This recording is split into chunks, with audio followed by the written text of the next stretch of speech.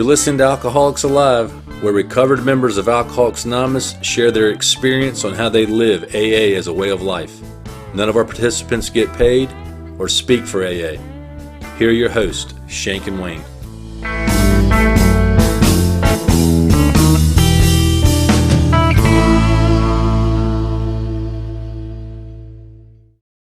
Shank, we've had several listeners send in shrapnel for us to use on future episodes. So we want to thank everyone for that, and we've had some good positive comments on the gram, and some private messages about some of the traditions we've been covering. So appreciate the feedback. You can continue to send us feedback at freedom@alcoholicsalive.com, or you can hit us up on various social media sites. And also, we'd appreciate if you want to follow us on Apple, Amazon, Spotify, whatnot. That would be appreciated as well. We've got a great guest with us today. Our guest. I wonder where that came from. Well, cut me off. Is down in Florida right now, I think. Kevin, how are you? Good. I'm doing really well, thanks. How about you all? Doing well. Doing well. Tell us a little bit about yourself. Oh, God. In 3 to 5 minutes, right? Yeah, that's right. Shank will cut you off if you go long. So. Oh, yeah. She looks tough, man. She looks hard. Well, hi. My name is Kevin, and I am an alcoholic, and I grew up in Palo Alto, California. I grew up in a house of addiction. My mom was a prescription drug addict, but on the outside, everything was beautiful and wonderful. My dad was very successful, and on the inside, it was every man for himself, and we never knew what was coming next, which I just thought was normal. About 13 years old, I started drinking and doing some other non-conference approved substances, and really enjoyed those. Those people are like, I didn't even like it. And I'm like, I don't know what you're talking about, man. I was like, where has this been?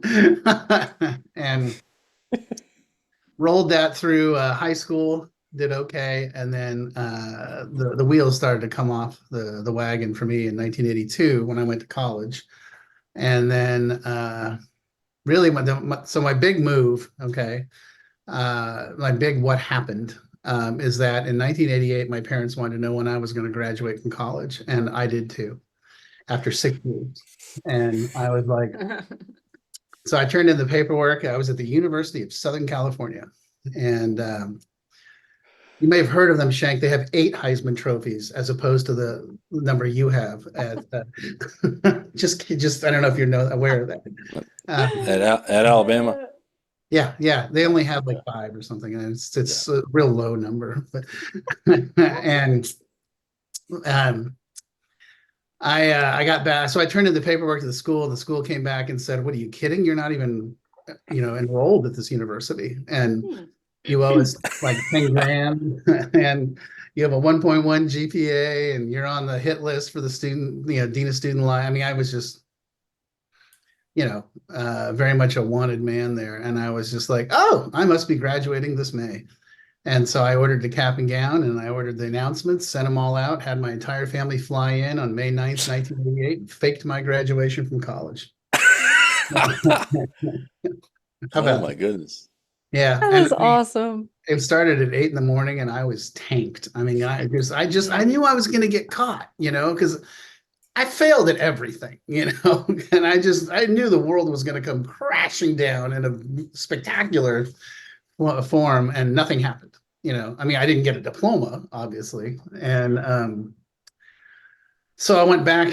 That's Los Angeles. And then I grew up near San Francisco in Palo Alto. And so I went back there and bartended and sold weed, because back in 1988, that's what you did. And that went on for a couple of years. And then what happened is that I went to a family reunion, and about 4 hours away, my dad and I was drunk the entire time, just completely plowed all 4 days. And my dad said, let's drive home together. I was like, okay. And the first 5 minutes of this 4-hour drive went like this. You're my only son, and I love you, and I don't believe a word out of your mouth. You're a liar, a cheat, and a thief. You've wasted everything I've ever given you, and you're a drunk and a drug addict. And until you get it together, you're out.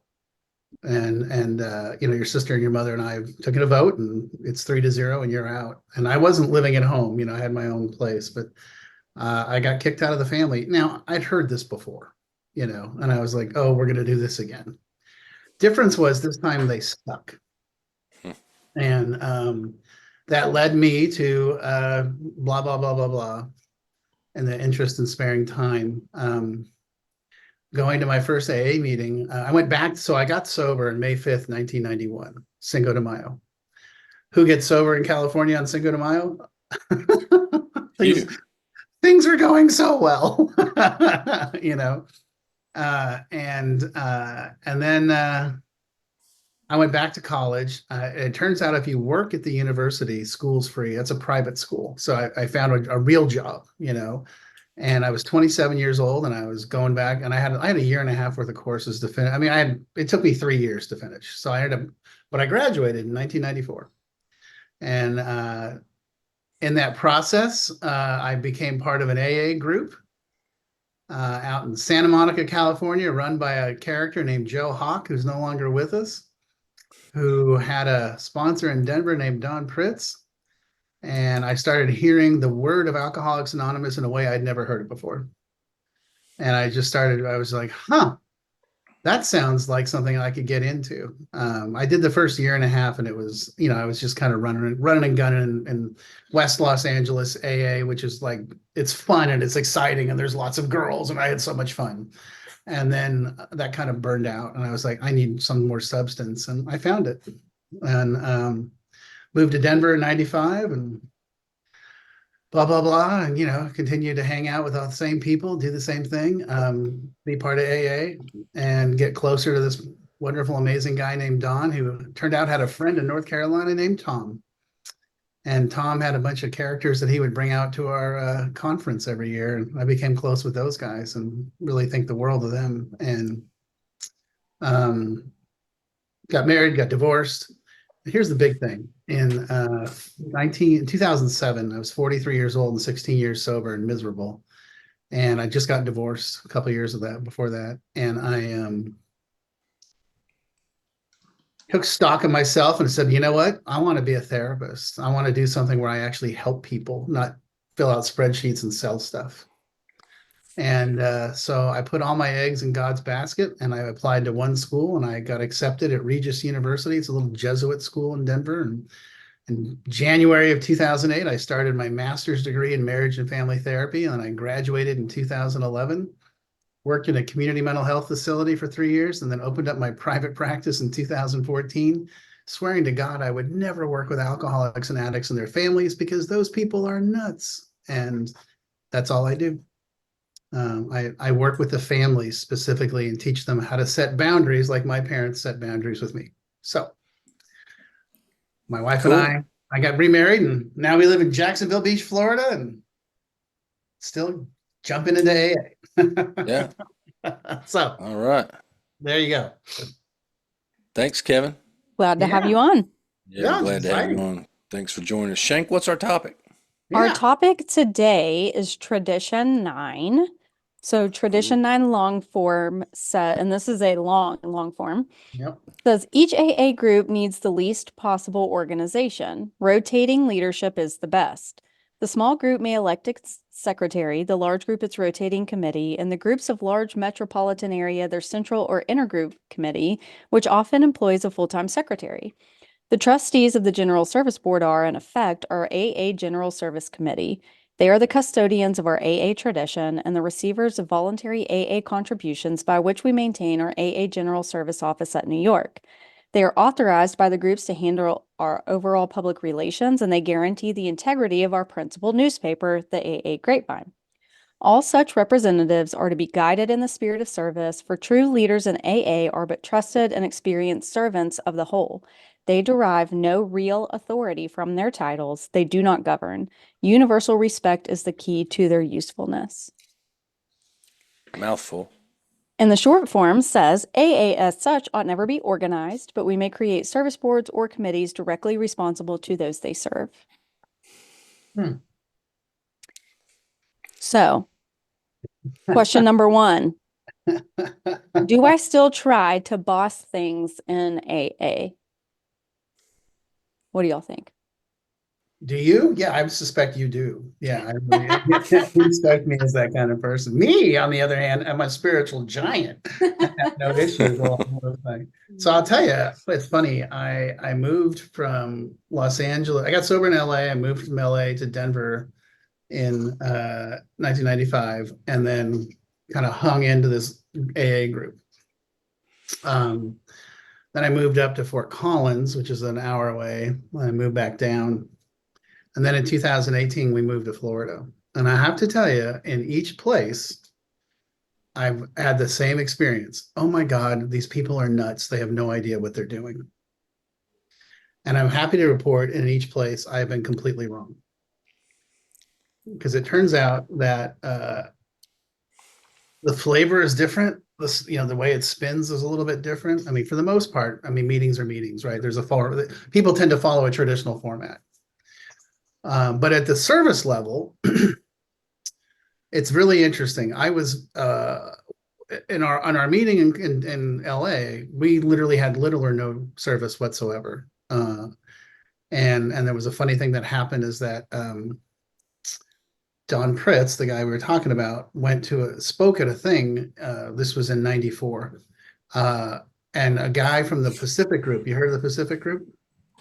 Yeah. Okay. All right. Yeah. No, I know you have. I wasn't sure if Shank had. And Clint Hodges has also passed away. He was there with Don, and Don's going through the litany of how we work the steps. And Clint was like, I have literally no idea what you're talking about. And he goes, well, when you go back to LA, I want you to go to this meeting with Joe and all these knuckleheads, because they pretty much hate each other, but they stay sober. They have literally no fellowship, almost, and zero service, but they have incredible recovery. So I had actually taken a class that semester on Tuesday nights when our meeting was, and I missed about 12 sessions. And I came back, and all of a sudden we had greeters, we had announcements, we had a GSR, we had cookies. And I was like, what the hell happened to my little badass AA meeting? And I'm like, something weird's going on here. And all these people were there, and they weren't as mean as the people I was used to. And I called Don, actually. I said, something weird's going on here. He started laughing. He goes, yeah, I set that up. And he goes, you guys about service and fellowship. So a long story to your short question. I apologize. Do I try to boss things in it? Well, I know what I was used to when I got sober and my formative years.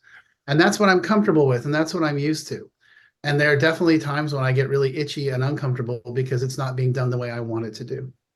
But the funny part is it always works out. If that makes sense. So How about you, Jay Wayne? Well, it says, do I still try to boss? It's implying that we did start bossing? Sure. Are you trying to say you didn't? No, never.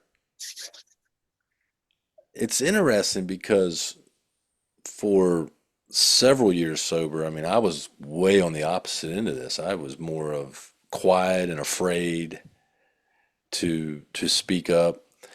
And then it's kind of like you go through a life cycle with it, where you go from being afraid and wanting to speak up but not speaking up, knowing an answer or knowing something but then still being afraid. And then once you get some experience, then it's like your experience is the only experience, and I'm wiser than others because of my experience, and that you should just listen to me. Right? So I've been through that process. I don't think that up until recently, I never really forced my opinion on anyone or forced my experience on anyone. I would express it and then trust that people make the right decisions and trust the group conscience. It does seem like, and I don't want to completely derail us, but it does seem like nowadays that, I would say in the last few years, that there's like this thing in certain areas of Alcoholics Anonymous where they don't people don't respect experience, and that experience is irrelevant because we know better, or that's old school AA. I've heard that recently. We had a previous guest that coined the term today's AA or modern AA. So anyway, that's getting a little bit off track. I I think it is important that we listen to people with experience, and um, probably somewhere in the middle is the right answer. I think it depends on who you ask. Yeah, I mean, most recently, there would probably be a group of people that would say, like, Susie is showing up trying to boss things around here. And we've all been here doing it for a while, and we like the way we're doing it. No one's ever had a problem with it. No one has said anything, for the past few years, um, or whatever. And uh, I would say, well, I talked to people who, was in a position at our local intergroup office. And, I talked to people who helped start it. I talked to the person that had the position before me, the two people before me who appointed me. What am I supposed to be doing? I'm being told that I'm not doing it correctly, or I'm asking for certain things. We have bylaws. No one seems to know that. I'm not trying to show up here and change anything. I'm just saying we don't need to change anything because we already have structure. yeah. Follow what's there, right? Correct. And it does get to a point where you say these things so many times and you're getting so much feedback, like, yeah, well, of course, everyone knows that. Everyone knows there's bylaws. Everyone knows, that you should have access to information. Everyone, yeah, you're doing great. And I'm just like, please show up to the meeting because I'm really struggling here. And everyone on this committee is somewhat new or has been doing it one way for so long, that they don't like someone coming in and being like, oh, hey, there's some information that you don't have. And I will say things get really dicey, and I can tend to get really tacky, when I feel like I'm being attacked by a group of people that may or may not have the information, who also don't want to listen. Yeah, Um, so I have found that very challenging the last couple of years of, you know, I reach out to people. I don't just go based on what I think. I reach out to people who have been sober way longer than me, who have experience that I don't have. Maybe they've been sober less time than me, but they've been in a position similar to what I'm in. Um, Not saying that I'm perfect, because I can certainly lose my cool, no problem. I mean, there were members of my own home group who were on this committee with me, and in a certain instance, they're like, why are you asking so many questions? Why don't you just let that go? And, when you get the explanation of like, oh, okay, because in, 2012, X, Y, and Z, and da da da da da, and here's what's happening, and they're leading this in a certain direction with people that don't have the information. And whether or not the people in the room agree with me, I think we should all have the information and know how AA functions, um, on this level. So it's been very challenging for me. I think there would be people who would say Susie just will blow in somewhere and try to boss everyone around. yeah, And I'm sure it could be perceived that way, but yeah.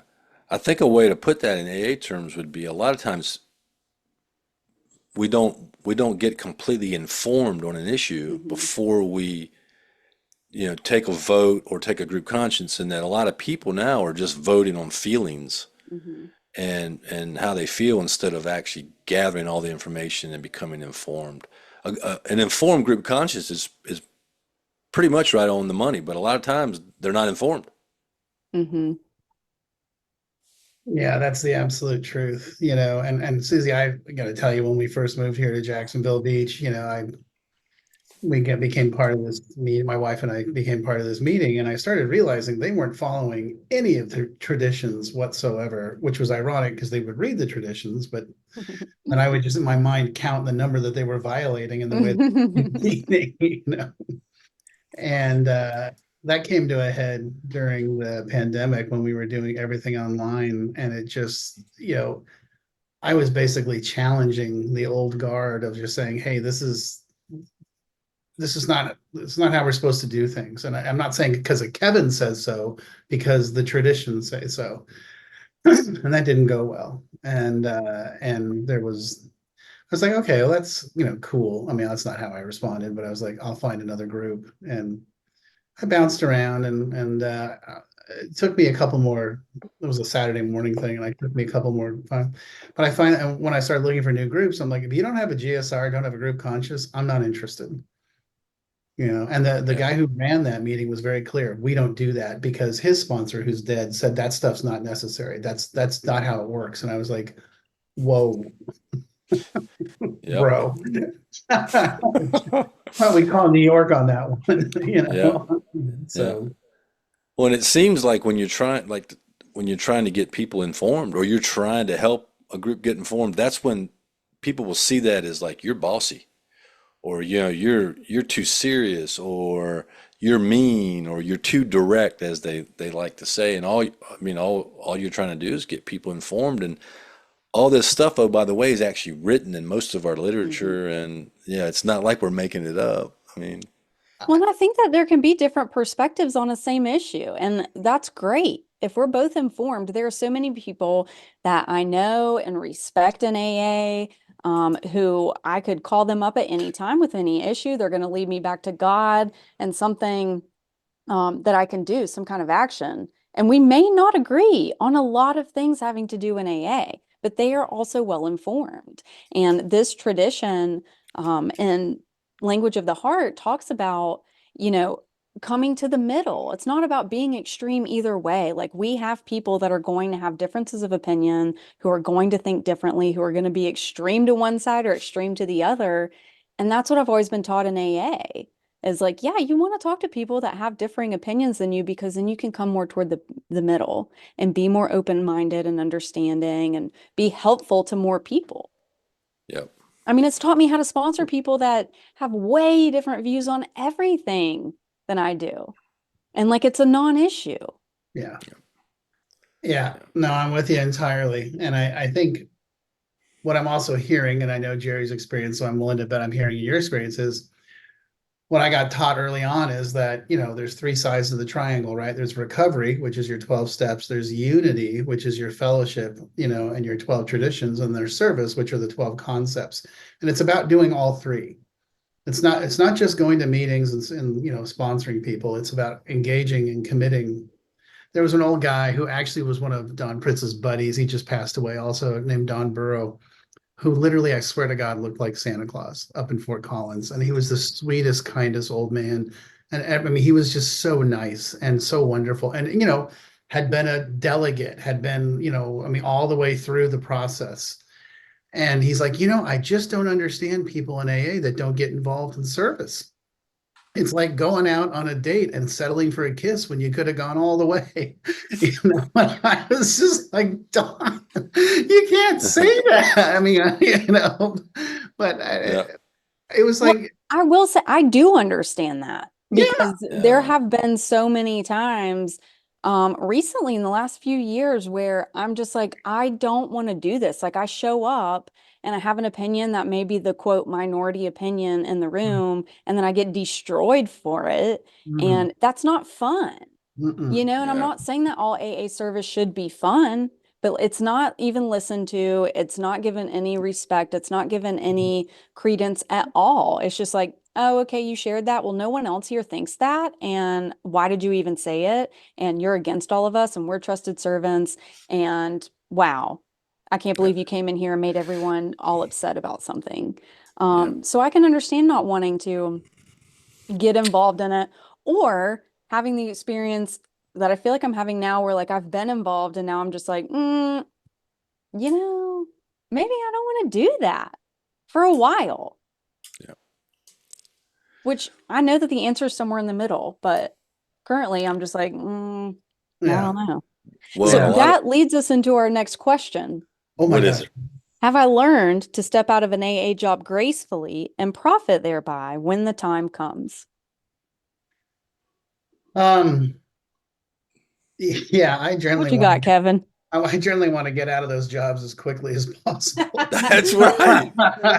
Yes. So I have gone all the way. I mean, so funny. So that when I got sober in LA, back there, they're big on group level service. Like every meeting had a chair guy and a sweep up guy and a coffee.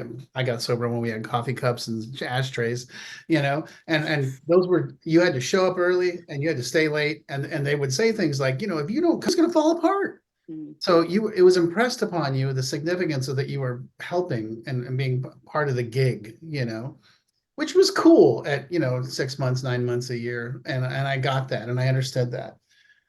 And then in Denver, I learned more about the layers of service, right? So I did group level, district area, and then I actually went to some regional stuff and never really wanted to aspire to the national, the New York world level stuff. But I got exposed to it all and I saw how it all works and how it all runs. And for me, what I learned was that it was best for me to sure, I'll do the job. I've been, you name it, I've done it. I mean, I was I was the treasurer for a small group when in Los Angeles. And it's like a rite of passage to, sneak some of the cash when you're broke and then pay it back and hopefully don't get caught. I mean, we talk about like $25, but everyone I've ever talked to is like, oh yeah, I totally did that. And then but then to learn at the different levels of what these jobs are and why. But what I also saw, which really opened my eyes, was that there were people that were going to make sure that they were, it was almost like holding a political office for them. They wanted to get in and get in as deep and as hard and as long and stay there as much as possible. And I was just like, ooh, yeah, no, I'll do the job and then I'm out. I'm going to let somebody else have this experience. And so for me, that's critical. But I certainly see the opposite on a daily basis. Yeah, I'm along the lines of what you had originally said. I can't wait to get out of some of those jobs. I mean, it's like a people it, people talk about all these spiritual experiences they have while they're doing those jobs. Well, damn if I've ever had one. I mean, they'll go up to the podium and start talking about, oh, this has been so spiritual and it's helped me so much, and I saw God and everything. And I'm like, well, I don't know. I've never had that experience. I mean, I'm appreciative to be able to help and to serve, but a lot of those jobs they're burdensome and yeah, there's just I don't know. But so to answer the question, I think I've stepped out of everyone gracefully, and I've helped whoever whoever was the next person. I helped them get acclimated to the job and transition into it. I mean, that's kind of part of our job. Um, Yeah. so I don't know. Shank, you gracefully step out. When I've had the opportunity to. Um, You got fired a few times, didn't you? I did, yeah, I got kicked off of one committee. Show them the door. And I was able to at least tell the people that I knew their personal email addresses, like, hey, had a great time serving, like, thank you so much, whatever.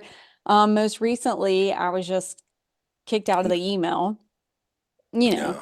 know, which to me just shows this greater issue where it's like, I don't have personal vendettas against these people that have different opinions than I do.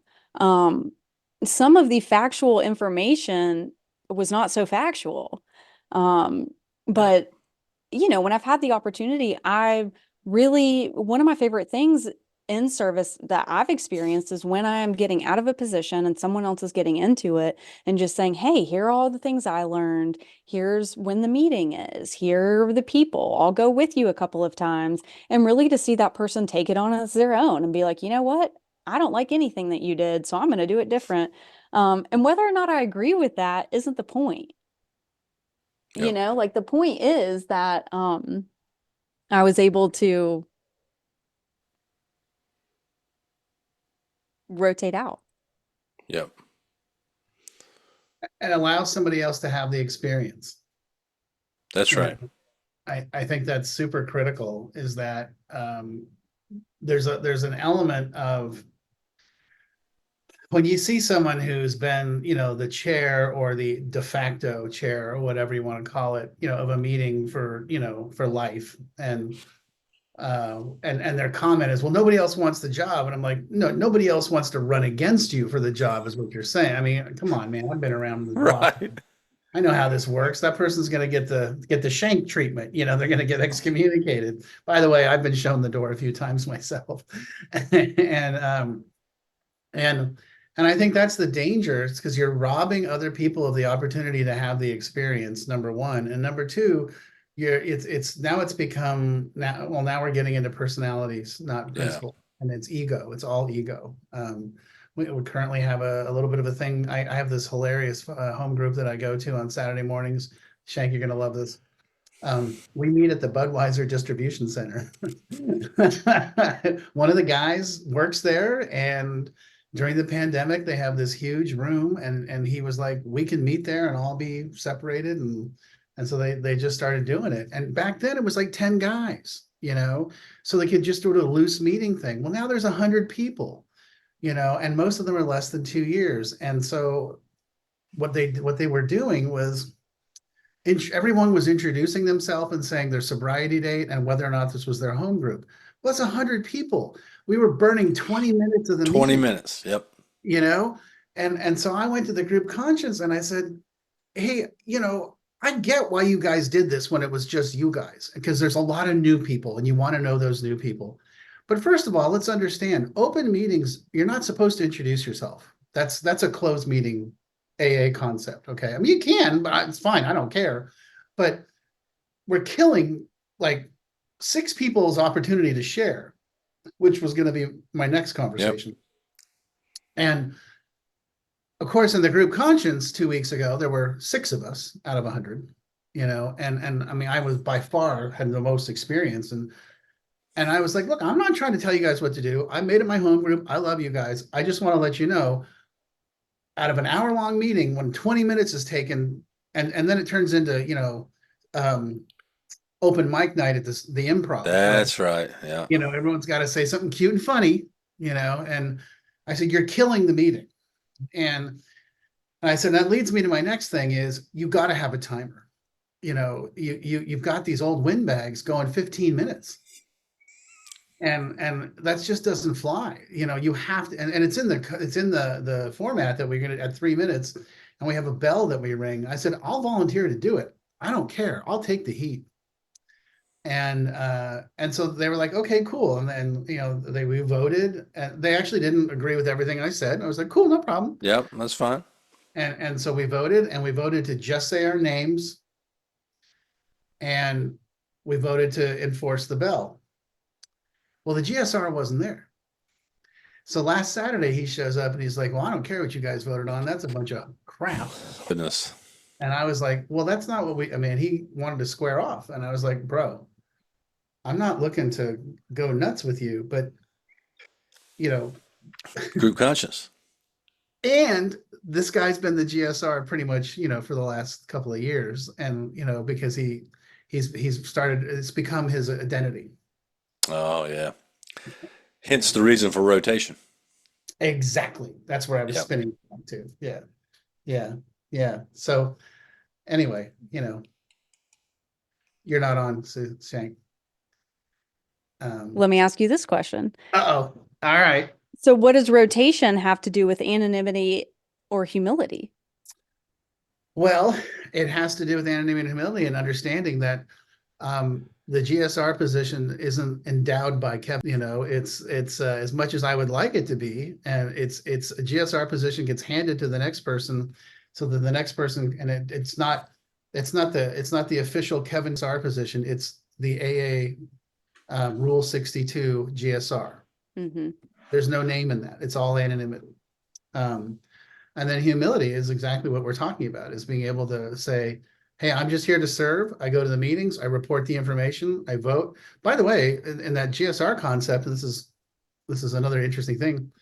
One of the things in the service work that I got really deeply into, they're like, hey, look, when you vote at the district and area stuff, you need to vote your conscience, not try to take the poll of 100 people at your meeting.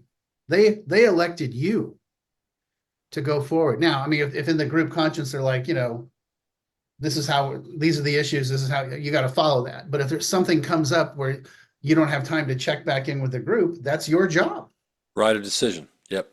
And you're a trusted servant. Yes. And that definitely can get taken a little too far too. It can. It Just sure make them can. familiar outside of AA to people, Yeah. Call me. Mhm. Yeah. Yeah. Well, the rotation is, I mean, it's necessary just so people can't, they don't start thinking they're running the show or that they're in charge or that they're some kind of AA elite. Um, and you know that will happen. And plus, it gives other people an opportunity to serve. It's interesting though, in some of those committees, the people will just keep rotating through different jobs. And I That's what question I have some, found so I difficult. yeah, I question sometimes whether that's true rotation. Mhm. So if you're on a committee for literally sometimes 12 to 15 years, but you're in different positions, is that rotation? Well, and that's what I've had the most difficult time with in the service that I've done is, it's people who have rotated through all these positions, and then I come in as just like it's always as like, well, let's get a quote young person in here, someone who got sober young, and then they realize that I don't just go with the flow and agree with everything, and they're like, Yeah, wait a minute, who right. suggested this girl, Yeah, But it's so difficult because it got brought up in this last service position of like, well, when I was in XYZ position 5 years ago, we didn't do it that way. We still did it this way, and it was just like very interesting that I feel like if it had been different people, new people, and it wasn't the same 4 or 5 rotating to every position and making sure that if they don't get a position, then they just show back up and say, well, this is the only person who can do this other job we just made up, then yeah, things may actually be more toward the middle instead of just one way or the other. And there were several people that I hear that aren't given the time or opportunity to speak in such service committees, positions, sometimes in the home group, because they do have, it may be a differing opinion than me, but it's just something that people think, oh, that's stupid. They always bring stuff up. Oh my God, don't let them talk. Okay, okay, thanks for sharing. When it's like that person has the right to speak to, even if they only have a couple of weeks, it may be really irritating and annoying. But just to be cut off, I think it's typically those people who have held these positions for so long and think that they have some sort of authority over whatever it is. yeah. Yeah, absolutely. And it tells us universal respect is the key to their usefulness. Yeah. And true leaders lead by example. Hmm. Yeah. Oh yeah. There have been times that I've flown off the handle. I don't want to make it sound like I haven't, but generally the response I get is because people know that I have information or that I've researched it or that I've talked to people and they're like, wait a minute, she's telling them the real stuff. Like Yeah. we can't Right. continue to get our way. Yeah. Yeah. Well, it seems like that's part of it is that when you're talking or asking questions or you're trying to get people informed, so many people nowadays have gotten so sensitive to just Hmm. to facts and truth that they won't listen to you, and then all of a sudden, the next thing you know, you're being labeled as bossy or mean or what was the word that they told me I was hostile? Yeah, Hostile. yeah. Just Hmm. by asking a question, you're now Hmm. hostile. Yeah. I'm like, Oh oh, yeah. okay, yeah, Well, and then the response that I get or that I got previously is, well, we're trusted servants. And it's like, I understand that, but that we're in AA and Yeah. like you don't get paid for your position and you don't have authority and people are allowed to ask questions and keep it within the traditions. So, yeah, Yeah. Well, and I think, I mean, like then, I mean, I don't know how much time we have, but we can have the whole fun discussion about, people are like, oh, I do service work. I sponsor people. Like, that's not service work. That's part of the 12th step. That's recovery work. And I think a lot of people are, that's my opinion at least, um, a lot of people don't quite grasp and understand that service work goes beyond the group, yeah, and that there's actually there's layers and it goes all the way up here and there's lots of really, I mean, there's some fairly fascinating and interesting stuff that goes on at the area and the district. I was a DCM in Denver for a year, and I mean, I enjoyed it, but it also cured my desire to go past that. Well, I'm good. I've done it. I've got it. I'll stay at the group level. I'm no, because then the next question was, okay, do you want a job at the area? I'm like, hell no. Mhm. yeah, I yeah, mean, that I saw what that was all about, and I was just like, oh no, I can't. I'm good. I'm really good, thanks. But yeah. I, so yeah. I'm appreciative of people that serve at the area level, regional level, GSO. I mean, I've been there personally. Um, so I don't want it to sound like I don't appreciate what our trusted servants have done, but in a the tradition states that least possible organization. And I think that's true in the sense that we don't have a big, bureaucracy and a board that's technically running things or telling people what to do and whatnot. But a lot of our area stuff and even at GSO, some of it is just it's gotten bloated yeah. and stuff has just crept in that we're doing and that we're examining and discussing and talking about that I just don't think it was ever designed for that. So to say that we're not organized, I don't know if that's true anymore in some aspects. I'm not painting a broad brush, but just in general, it's almost like we've gotten away from the primary purpose of helping an alcoholic, and we're trying to like be some things to other people, or we're reviewing and discussing things that really don't do much to help an alcoholic. Listen, I And agree that like some of the pamphlets need to be rewritten, updated, revisited, discontinued, fine. But to have an ad hoc to the this to the that to change one word and pretend like that's going to help thousands of alcoholics, Hmm. like that is just not within the spirit of Alcoholics Anonymous from the way that I have been involved in Alcoholics Anonymous. And it just seems like a lot of filler. And to try to be well informed in AA today is almost impossible to be well informed on that's a everything good that's point. going on. And I mean, how am I supposed to be able to make a decision or to talk to people and it's just, well, you have to trust the trusted servant. And it's like, well, I don't know that I want to do that. I was taught that now I'm able to have an opinion. I'm able to research things. I'm able to use my freaking brain. Listen, that I'm able to do that. I would like to, instead of saying, well, Jerry's going to vote this way, so I think I will too. That's just like Right. not, Oh God.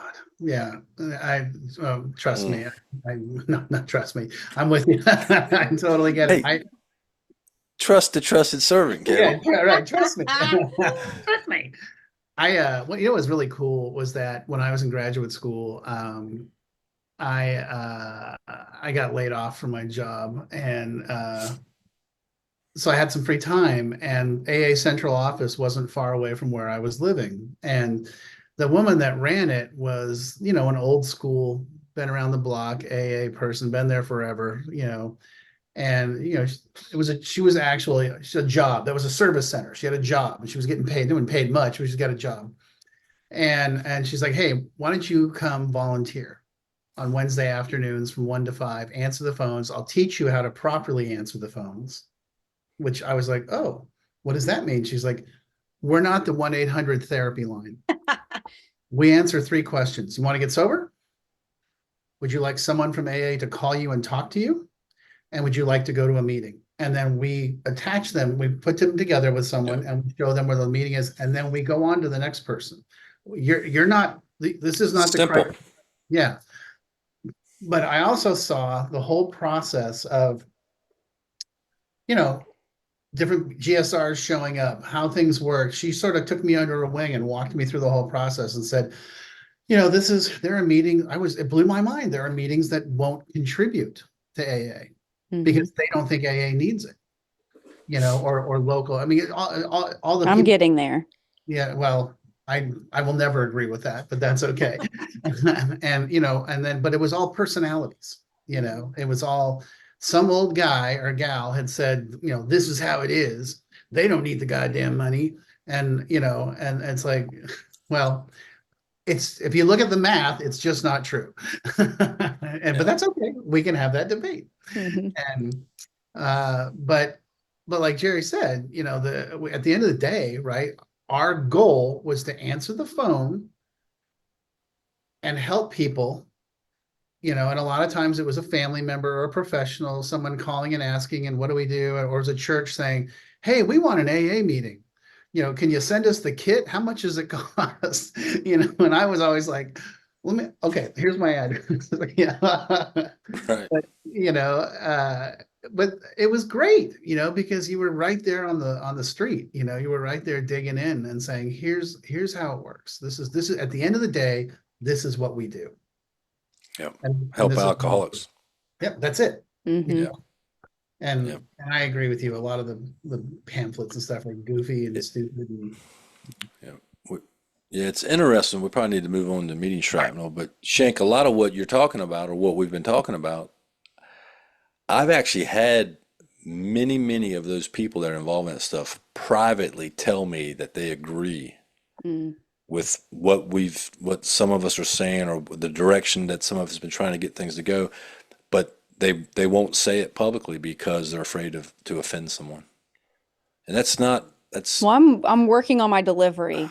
I understand that it hasn't been the best, but oh, your I delivery's really fine. encourage people to be able to say what they need to say. Like, That's right. this is Alcoholics That's Anonymous. what it's designed for. Yeah, I don't go around doing this like with every issue out in the real free world, but in Alcoholics Anonymous, I'm allowed to make mistakes. I'm allowed to have an opinion. I'm allowed to talk to you about it. And then we go to the meeting and we help alcoholics. It's like, Yes. it's amazing. And that's the only place that you can really do that. Yep. At the end of the day, What a gift. It's Kevin and I can disagree about where money goes and what happens. And 5 years from now, I may call you up and be like, hey, dude, you were right. Like, I had this whole epiphany, or I had this experience, or I did some other service position or whatever. And like, I'm right there with you, man. And by that point, he may be like, you know what? I've rethought it. Now I'm You were thinking the right. way you were. But like, I don't see it, but that's the beautiful thing in AA is like, as my opinions and my thoughts and I grow and I mature, other people are going through those same cycles. And like, it just weirds me out when people act like there's a right and a wrong, and that's the end of it. There's no discussion. You're wrong. Move along. We know better. It's just Yep. weird. It's weird. No, Very weird. totally 100% with you on Yeah. that. And I agree with everything you just said. Yep. Shank, let's Meeting move on to shrapnel. meeting shrapnel. All All right, Kevin, right. get ready. I'm in. Meeting Shrapnel, our segment of lore, myth, and sayings frequently heard in AA. Meeting Shrapnel number 1, God's got this.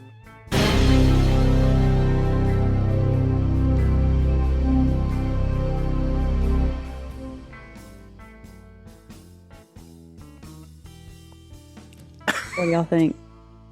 Oh, I'll tell you, I get nervous. Okay, so now that I live in the South, that has taken on a new meaning coming out of Florida's not really the South, though. where I live, North Florida is. Yeah. The legend in Florida evidently is the further north you go, the more southern it is. So I live in South Georgia, let's be honest. Yeah. Okay. Okay. I guess I have to be, the context has to be there. If you're just passing it off like, a doctor says I have cancer, but God's got this, I'll be okay, so I'm not going to take the medicine. It's like, you're an idiot, and I'm sorry, but just, you're an idiot. So I get nervous when I hear God's got this. Unless it's on the context of, well, I've done everything I can do, now God's got it. Does that make sense? Mm-hmm. So Yep. that would be my context. I would need to hear the context. Okay. Jay Wayne? Well, coming from a guy that actually, I think I have a lot of faith. I guess it's more in principles and in actions and just, I don't know if this, I think Kevin hit it on the head. Many times it's said out of context or in a bad kind of general way that I think it might even be confusing to people. It's kind of like just telling somebody, oh, just turn it over, right? Just for the sake of, it's like God's got this. I don't know. I mean, there's some stuff I thought God had, and it didn't turn out the way that I thought God would have it. So did He really have it? I don't know. Well, and that's the thing, is like when you're in the business of results, like, oh, God's got this, unless I don't get the results I want. There Which you in go. case that means the devil or whomever is on me, or whatever. Yeah, I think the way that I hear it now. Listen, Kevin, I was about half raised in a cult that just didn't believe in medicine, believed in good old prayer. So I can tell you that that's crazy. My grandfather lost all his toes on one of his feet from diabetes. But anyway, if God God's had will. that, like, wow. But Right. anyway, so I just think it's interesting. Like, I think for me, when new or people say this, I'm just like, okay, like, we'll walk through it together. And if this doesn't turn out to be the results that you want, then we'll talk about like your relationship with your higher power and how it shouldn't be result based, probably. Yes. But I do hear people with, I don't know, that just say No. stuff like that. I'm glad that I was not, I don't know, that people didn't say that to me. Well, so I'm going to tell you that I grew up in a very anti-faith-based world, but very money-based. Mm. And so I actually, when I see something like that, I like it because it's like, oh, right. It's not all about me trying to weasel and control and manipulate everything my way, Mhm. So I totally get what you're saying, but I also get nervous when I see people throwing that out there, like, like it's some sort of, cure-all and some sort of Yeah, good way to magic put it. pill, Magic pill. Yeah. So do you want to keep it or scrap it? Oh, I guess we got to scrap that one, Jerry? I'm scrapping it. All right, Shank? it's out of here. All right. What's Our next meeting shrapnel is one day at a time.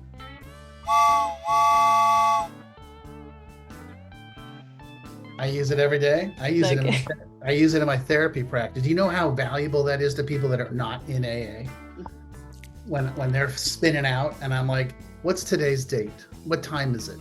Okay, let's be here. So you're the reason why I think everyone's in AA. People will say that, and I'm like, wait a minute. Hang on. Hey, how do you know that? Yeah, no, I'm the guy who tells people you really don't belong here because you're not I'm the one who mumbles under his breath, that guy's not a fucking alcoholic. Yeah, I don't know why he's at this meeting. That's if we're gonna talk about where my judgment stuff shows up. I don't know why that guy's here. He's not an alcoholic. But that's another story. Oh, So What do you think, Jerry? one day at a time, sweet Jesus. Ain't that what the song says? It is. So this is a slogan that this is not completely accurate, but AA was kind of built on it. Yeah. And nowadays, though, and in certain circles that we've been kind of associated with the last few years, Shank, and even people, it's kind of gotten a bad rap because it's sometimes tied into telling a new guy who's got the obsession to drink, hey, just don't drink today, or don't drink no matter what. And we know that if you're in the middle of an obsession, you can't not drink. So I think in the context of how it was originally implemented, I guess, in the fellowship, it's very valuable. It's comforting because when I was brand new and my mind would race and spin, I'd be worried about tomorrow and next week and what she's doing and what the boss is doing. and I'd be freaking out, and people in the program would say, "Hey, what are you doing right now? Right this minute? What are you doing?" And they would bring me back, and it would help alleviate that fear. Well, that was tied into a day at a time, one day at a time. That, like, focus on what's in front of you right now. So I think when it's used like that, it's a valuable tool to get people away from worrying about and obsessing about what's going to happen in a few minutes or tomorrow. Yeah. Agreed. Yeah. Shank, what do you think So about it? then I guess that means that we as AA members need to do a better job of kind of bringing it back around to being used that way. Yes. What do you Setting think the about it, example. Shank? You're not getting out easy on this one. You Yeah. know, I don't really I think saw too that. much I about saw one that. day at a time. When I was newly sober and incarcerated, and it was really helpful for my friends in AA and my home group who were writing to me and coming to visit to me. Like, a lot of times they would say, like, well, what can you do about whatever it was today? And for a long time, there was not anything I could do, because I was property of the state. And as much as, like, I just really wanted to do everything that I could. Honestly, I wanted all the consequences to be over the day that I left the prison, so I could just move forward with my life, never discuss it, never think about it, and just live the rest of my life however I wanted to. But it was really helpful to me to be told, like, what can you do about this today? Okay, you can do something. You can go make amends to the loan shark whose CPAP you unplugged. Like, you can do that. So Yeah. there were things that were helpful for me. I think I just tend to not pay attention to people that say it now, because it's like always in this weird context that I'm like, it's always kind of like, well, one day at a time. Whoever woke up this morning the earliest has the most time sober. Uh, Like, That's- crap like that. So- but it is tied into that type of stuff, though. Mhm. Yeah. And that's, I mean, even going back to God's got this, that's what you just said, that whole, like, the people that spout that stuff. I'm just like, "Ah, no, don't Mhm. water this down, But then I think too, like, there were probably a lot of things that I heard that I just don't remember when I was my first 2 or 3 years that I thought were amazing. Probably. Like, I could have heard one day at a time, or like, whoever woke up the earliest. I've always been an early riser, so I'm probably like, I've got the most time today. That's amazing. Like, who knows? I don't vividly remember anything like that, but it could have potentially happened. So what do you want to do? Do you want to keep this one or scrap it? Save it, All right. I'm keeping it. keep it. Whoa, sound the alarm. Sound the alarm. We're saving it. Jay We're Wayne keeping it. kept one. You keeping One it, day at a Shank? time, we're keeping it. Wow. All right. All Well, right. Our we're meeting gonna get killed on shrapnel Instagram with that one. number 3 is 1 is too many and 1,000's never enough.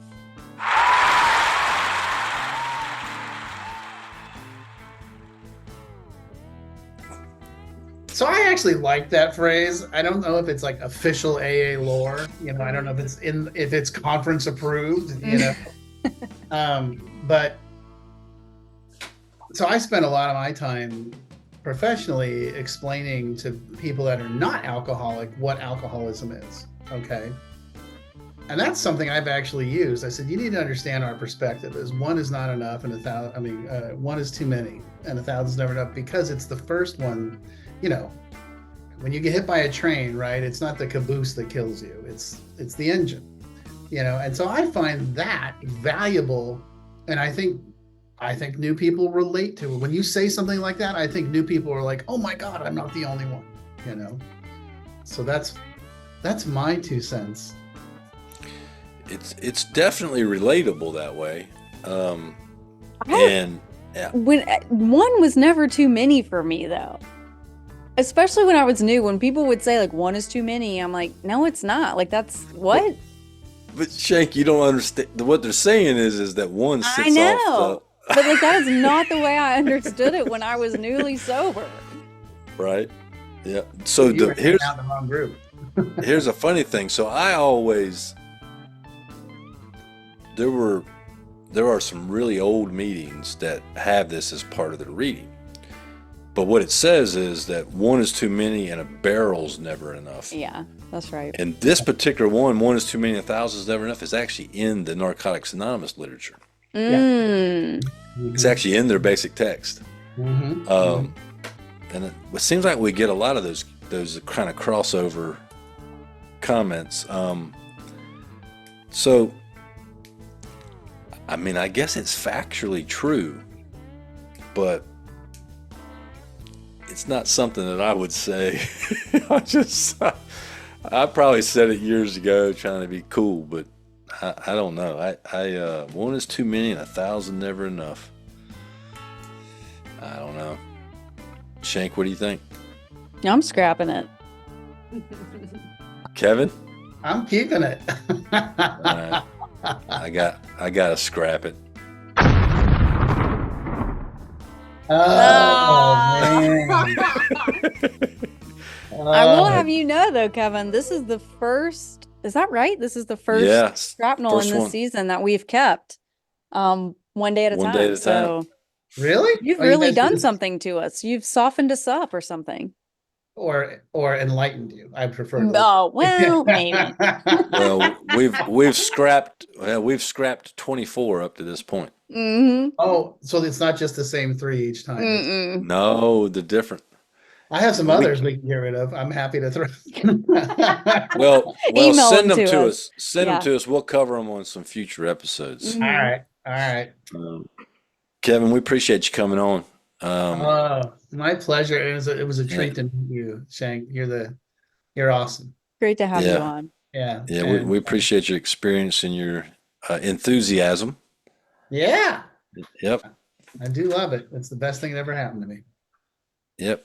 Now here's a bonus shrapnel for you real quick. So you'll hear in Alcoholics Anonymous there are no leaders. It's not true. Oh yeah. The tradition 9 tells us that our leaders are trusted servants. So Yep. That's we do have leaders, but they lead by example. And hopefully most of those folks are going to stay around to help us. Well, the funny thing, Jerry, is the leaders that introduced you and I to each other have passed on. They So- have. Guess what that means? It's on me and you. That's right. We've become. I'm not trying to disinclude you, Shank. Please disinclude me. Okay, but the like so when I sat in on that, when I went to my group conscience 2 weeks ago, they were like, we're really grateful that you're here because you've been sober longer than most people in this room have been alive, but you're not trying to run the meeting. No. You're just sharing your experience, strength, and hope of, hey, I'm going to come to the meeting no matter what, So, I'm not going to not come because we didn't vote my way. I'm just telling you my experience. And there was a lot of gratefulness and appreciation to that. Yeah, that's good. So, So you're not a bleeding deacon. What's the other term? yeah, no, Yeah.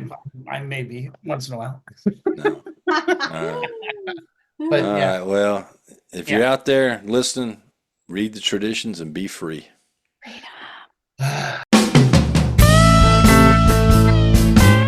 Thanks for listening.